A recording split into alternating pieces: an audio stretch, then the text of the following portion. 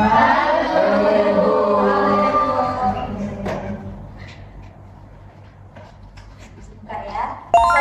warahmatullahi wabarakatuh. Waalaikumsalam warahmatullahi wabarakatuh. Bagaimana kabarnya hari ini? Alhamdulillah, luar biasa. Allahu Akbar. Sebelum mulai pembelajaran, coba dilihat dulu sekitarnya ada sampah atau enggak. Kalau ada tolong diambil dan disimpan dulu, nanti dibuang kalau udah silahkan. Sudah ya? Sudah siap untuk belajar? Iya. Alhamdulillah. Untuk ketua kelas, silakan dipimpin doanya terlebih dahulu. Baik Bu, maka teman-teman sebelum kita belajar kita berdoa. Berdoa dimulai. Berdoa selesai. Baik, sekretaris kelas, ada kalian hari ini hadir? Tidak Bu, hadir semua. Baik, alhamdulillah ya. Jadi anak-anak, ibu mau tanya, minggu kemarin kita belajar tentang apa ya? Ada yang masih ingat nggak minggu kemarin kita belajar tentang apa? Saya Bu.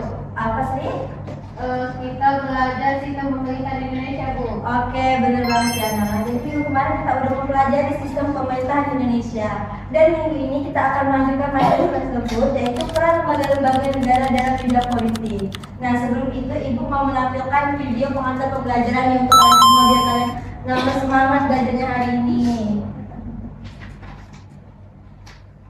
Yuk, kita semangat belajar setiap pagi dan jangan lupa saling membantu teman ya. Sampai jumpa. Halo teman-teman, hari ini kita akan belajar tentang menjaga keseimbangan negara. Indonesia adalah negara demokrasi yang terdiri atas undang dan konstitusi. Untuk menjaga keseimbangan kekuasaan, dibentukkan lembaga-lembaga negara sesuai Undang-Undang UUD 1945. Jadi dari tayangan video tadi ibu mau tanya nih, mengapa sih lembaga-lembaga negara itu perlu bekerja sama dalam menjalankan fungsi dan kewenangannya? Ada yang tahu jawabannya? Silakan. Apa itu? Jadi lembaga-lembaga negara itu perlu bekerja sama agar pemerintahan berjalan efektif, kekuasaan tetap seimbang, dan kebijakan yang dihasilkan benar-benar bermanfaat bagi rakyat. Kerjasama ini membuat setiap lembaga dapat saling melengkapi dalam menjalankan tugasnya Ibu. Benar banget yang disampaikan oleh Bang Fira tadi. Jadi kita hari ini akan belajar lebih dalam bagaimana peran lembaga negara itu dalam bidang politik untuk menjaga keseimbangannya. Untuk materi lebih dalam, ibu akan belajar kita hari ini akan mencapai tujuan belajarnya kita yang hari ini. Nah, ada 3 poin yang akan kita capai hari ini pembelajaran hari ini. Nah, sebelum itu, ibu mau memotivasi kalian dulu bahwa kita belajar hari ini peran lembaga negara dalam bidang politik ini kita tidak hanya mempelajari materinya, tetapi kita mempelajari sebenarnya itu tuh mempelajari rumah kita sendiri, bagaimana rumah itu kita jaga, apa saja yang akan kita lakukan untuk menjaga rumah kita tersebut agar menjadi lebih baik dengan kebijakan-kebijakan yang mensejahterakan masyarakat di dalamnya. Jadi kita akan menjelaskan materi masuk materinya nih, peran lembaga-lembaga dalam bidang politik. Halo teman-teman.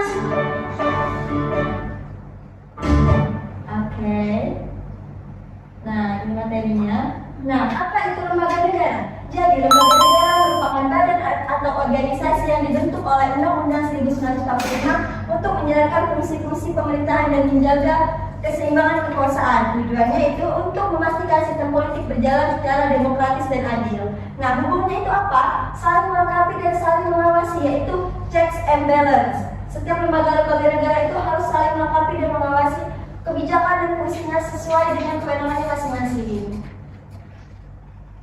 Nah, pembagian kekuasaan dalam sistem politik di Indonesia, yaitu kekuasaan itu dibagi menjadi 2, secara horizontal, secara sama rata garisnya, dan vertikal dari atas ke bawah. Nah, secara horizontal pembagian kekuasaan berdasarkan fungsi dan lembaga negara yang melaksanakannya. Artinya, setiap lembaga negara itu memiliki kewenangan dan fungsi yang berbeda, namun saling berhubungan untuk menjalankan keseimbangan kekuasaannya. Selanjutnya itu ada pembagian kekuasaan secara vertikal, yaitu pembagian kekuasaan antara beberapa tingkat pemerintahan dari pusat hingga daerah. Tujuannya itu agar hubungan masyarakat itu lebih dekat dengan pemerintahan. Selanjutnya, nah itu ada pembagian kekuasaan dalam sistem politik di Indonesia berdasarkan Undang-Undang 1945 45 itu dibagi menjadi 3. Ada eksekutif, legislatif, dan yudikatif. Eksekutif ini adalah lembaga yang melaksanakan undang-undang dan menjalankan pemerintahan dari kebijakan politiknya. Terdiri dari presiden, wakil presiden, menteri-menteri, kabinet, dan pemerintahan daerah. Itu legislatif, yaitu lembaga yang membentuk, merancang, mengesahkan undang-undang dan melakukan pengawasan terhadap Undang-Undang 1945 dan terdiri dari MPR, yang itu ada DPR, ada DPD, dan ada DPRD. Nah, selanjutnya ada yudikatif. Yudikatif ini adalah lembaga yang menegakkan hukum dan keadilan di suatu negara. Berfungsinya sebagai pelaksanaan kekuasaan kehakiman, terdiri dari Mahkamah Agung, Mahkamah Konstitusi, dan Komisi Yudisial. Oke, selanjutnya ini ada peran lembaga eksekutif dalam bidang politik. Dalam peran politiknya, yaitu pertama menetapkan dan melaksanakan kebijakan politik internasional, menjalin hubungan luar negeri, mengajukan rancangan undang-undang dan menyetujuinya bersama DPR, memimpin kabinet, mengatur strategi pemerintahan. Dan ini ada lembaga legislatifnya, itu ada 6 poin: merancang, membuat, mengubah, dan menetapkan undang-undang sebagai dasar hukum yang mengatur kehidupan berbangsa dan bernegara, mengawasi jalannya pemerintah agar tetap berjalan sesuai dengan peraturan yang berlaku, menyuarakan dan memperjuangkan aspirasi rakyat melalui forum resmi. Nah, di sini ada peran lembaga yudikatif. Itu lembaga yudikatif ini terdiri dari apa tadi yang saya ingat? MA,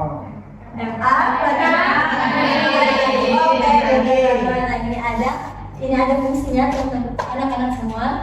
Nah, selanjutnya kita ada lembaga pendukung lainnya itu seperti BPK, KPK, KPU.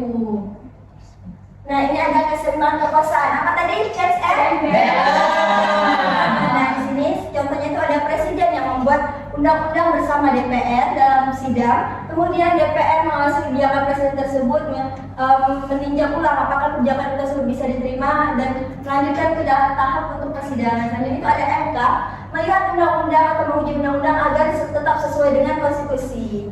Selanjutnya itu ada rakyat kita mengawasi melalui media dan partisipasi politik. Nah, sebelum itu, apakah ada yang belum dipahami dari materi kita pada hari ini? Oke, silakan. Apa pertanyaan? Baik Bu, tadi kan kita sudah membahas terkait antar lembaga negara. Pertanyaan saya di sini adalah bagaimana kerjasama antar lembaga negara dapat meningkatkan daripada kepercayaan masyarakat itu sendiri terhadap pemerintah? Oke, jadi pertanyaannya itu dari teman kalian tadi, bagaimana agar kebijakan agar masyarakat dapat percaya kepada pemerintah ya intinya ya. Oke, jadi pemerintah itu harus bekerja berdasarkan fungsi dan kewenangan yang telah diatur oleh undang-undang. Mereka kan sudah dibagi tadi kan ada eksekutif, legislatif, dan yudikatif dan memiliki fungsi yang berbeda-beda. Jadi mereka menjalankan fungsinya itu ya harus dengan fungsi dan kewenangannya. Tidak boleh bertentangan dengan konstitusi. Semuanya harus dilakukan dengan secara transparan. Kita sebagai rakyat harus tahu kebijakan apa yang akan mereka keluarkan dan kebijakan apa, apakah kebijakan itu sesuai dengan kebutuhan rakyat, apakah tidak. Seperti itu. Kalau seperti Mengerti, terima kasih. Oke, ada lagi pertanyaan? Tidak ada, cukup. Oke, jadi kan udah mengerti ya. Iya. Oke, sekarang kita akan melakukan analisis kasus. Nah, di sini nanti Ibu akan menayangkan video studi kasusnya. Sebelum itu Ibu akan menjelaskan teknisnya terlebih dahulu. Kalian akan dibentuk menjadi 4 kelompok. Apakah sudah duduk berdasarkan kelompoknya masing-masing? Sudah.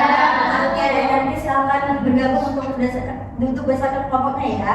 Nah, nanti setelah kalian nonton video ini, kalian akan Ibu bagi lembar kerja LKPD sesuai setiap kelompok mendapatkan 1 LKPD. Nah, di dalam LKPD ini ada pertanyaan yang harus kalian jawab dan diskusikan bersama teman-teman kelompok kalian. Nah, bagaimana caranya untuk menjawab ini secara benar, sistematis? Kalian harus menonton video ini dengan cermat dan dengan seksama ya. Dan Bu. Nah, oke. Apakah mau nonton video dulu atau mau bentuk kelompok dulu? Bentuk kelompok. Silakan bentuk kelompoknya.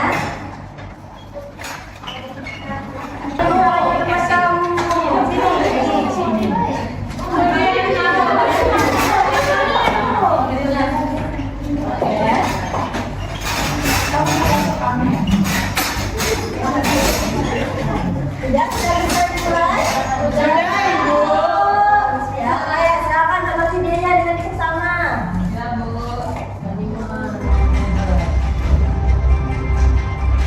DPR akhirnya menanggapi tuntutan 17 plus 8 lainnya akhirnya mengeluarkan 6 poin keputusan hasil rapat konsultasi pimpinan DPR tersebut karena masih terdapat sejumlah poin yang belum direspon baik dari legislatif maupun eksekutif.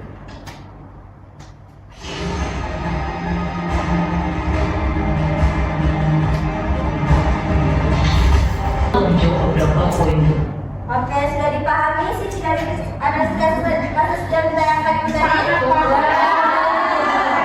Oke, jadi kita akan melakukan tugas apa selanjutnya yang dijelaskan tadi? Jadi Bapak Ica,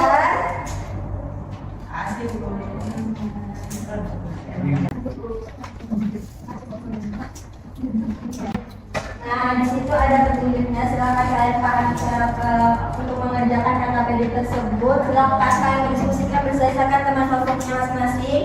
Semuanya harus berdiskusi ya. Jangan ada yang dapat ikut berdiskusi dan menyampaikan argumennya. Kalian mau berapa menit? 5. Wih. 2 menit.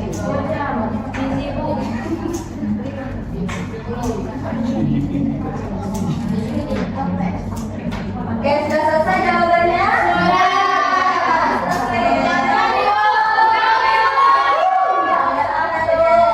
Kalian sudah selesai? Bagus. Jadi Ibu minta perwakilan kelompok aja ya yang menyampaikan hasil diskusinya hari ini. Kelompok berapa dulu? Mungkin oleh kelompok terlebih dahulu. Izin ya teman-teman. Jadi kelompok 2 ada pertanyaan terkait bagaimana sikap DPR dalam menghadapi aksi demonstrasi mahasiswa tersebut mencerminkan peran lembaga legislatif dalam menyalurkan aspirasi rakyat. Jadi sikap DPR yang mengundang perwakilan mahasiswa untuk berdiskusi menunjukkan pelaksanaan fungsi representatif dan pengawasan DPR sebagai lembaga legislatif. DPR ini berperan menyalurkan aspirasi rakyat dengan membuka ruang dialog dan musyawarah, bukan dengan tindakan represif. Hal ini mencerminkan fungsi DPR dalam sistem demokrasi perwakilan, yaitu menghubungkan kepentingan masyarakat dengan proses politik di pemerintahan. Kemudian sikap tersebut juga menunjukkan penerapan nilai demokrasi partisipasi, keterbukaan, dan juga akuntabilitas publik. Oke, bagus sekali ya jawabannya Bapak. Silakan tepuk tangan untuk mereka boleh. Mungkin untuk hari ini kita lakukan presentasi untuk kelompok 2 saja. Kelompok lainnya kita lakukan presentasi untuk di minggu depan ya. Ibu mau tanya, nah tadi di diskusi kelompoknya kalian ada mengalami perbedaan pendapat gak? Ada. Ya, boleh kelompok 3. Bagaimana apa tadi kendalanya dalam berdiskusi? Ya Bu, tadi dalam diskusi tadi ada beberapa perbedaan pendapat, terutama dalam menilai peran lembaga negara dan keputusan yang diambil dalam kasus tersebut. Kami menyelesaikannya dengan cara saling bergiliran, mendengarkan pendapat teman lain, lalu membandingkan kembali dengan fakta pada video yang telah diputarkan tadi. Setelah itu kami menyepakati pendapat yang paling logis dan paling sesuai dengan materi, sehingga keputusan nanti dapat diterima oleh seluruh anggota. Oke, bagus. Tepuk tangan. Kami tadi sudah melakukan analisis kasus dan berdiskusi dengan teman-teman sekelompoknya, dan kalian juga sudah memahami kan materi yang kalian bahas hari ini? Ya. Oke. Jadi kita tadi sudah mempelajari bagaimana sih fungsi dan wewenang dari masing-masing lembaga negara itu, dan bagaimana mereka itu saling bekerja sama untuk menjaga checks and balance tadi melalui prinsip checks and balance. Nah, selanjutnya dari diskusi tadi juga kalian sudah memahami kan materinya? Ya. Bagus. Oke, selanjutnya kita akan melakukan kesimpulan pembelajaran kita hari ini. Ada yang bisa bantu Ibu untuk menyimpulkan apa yang kita pelajari dari ini dan apa saja kegiatan hari ini? Saya Bu. Oke, silakan Angel. Ibu, terima kasih atas kesempatannya. Jadi kesimpulan dari pembelajaran hari ini yaitu lembaga negara seperti legislatif, eksekutif, dan yudikatif itu memiliki peran yang sangat penting Ibu dalam membuat dan menjalankan serta mengawasi kebijakan agar tetap sesuai aturan dan berpihak pada rakyat. Dengan prinsip check and balance melalui analisis kasus pada video dan diskusi kelompok tadi, kami dapat memahami Bu bahwasanya peran lembaga negara itu berbeda-beda tetapi tetap saling berhubungan. Oke, bagus sekali ya. Tepuk tangan untuk saya. Kita udah mempelajari bagaimana sih lembaga itu, ada lembaga eksekutif, legislatif, yudikatif, bagaimana apa saja fungsi-fungsi dari masing-masing lembaga tersebut dan bagaimana cara mereka saling bekerja sama untuk menjaga keseimbangan kekuasaannya. Karena sejatinya lembaga itu nggak ada yang mempunyai kekuasaan yang absolut. Semuanya memiliki kekuasaan dan kewenangan sesuai dengan yang diatur oleh konstitusi kita. Jadi tidak akan ada penyalahgunaan kekuasaan karena tidak ada kekuasaan absolut. Oke, benar sekali ya. Nah, dari pembelajaran hari ini kalian telah melakukan diskusi. Ibu sangat senang kalian sudah melakukan diskusi dengan sangat kondusif, dengan sangat teratur. Ibu sangat senang dengan kalian semua. Tepuk tangan kita semua. Ibu mau kasih kalian bintang 1 sampai 10 hari ini. 10. Kalian mau kasih ibu bintang berapa? 1. Oke, jadi pembelajaran kali ini seru nggak? Oke, nah, ibu nanti kalau setelah ini ibu akan membagikan kuis di grup kelas. Silahkan kalian kerjakan berdasarkan pemahaman kalian apa yang kalian dapati hari ini. Nah, itu saja untuk hari ini. Minggu depan kita akan mempelajari peran lembaga negara dalam bidang sosial ekonomi. Nah, untuk hari ini kan peran lembaga dalam bidang politik. Nah, selanjutnya kita akan mempelajari peran lembaga negara dalam bidang sosial. Nah, mungkin itu saja yang bisa Ibu sampaikan pada hari ini. Untuk menutup pembelajaran kita hari ini, boleh ketua kelas untuk menutupnya dengan doa. Ya teman-teman, sebelum menutup pelajaran kita berdoa. Doa dimulai. Doa selesai. Oke, terima kasih ya sahabat. Oke anak-anak, itu saja untuk hari ini. Ibu pamit undur diri. Assalamualaikum warahmatullahi wabarakatuh semuanya.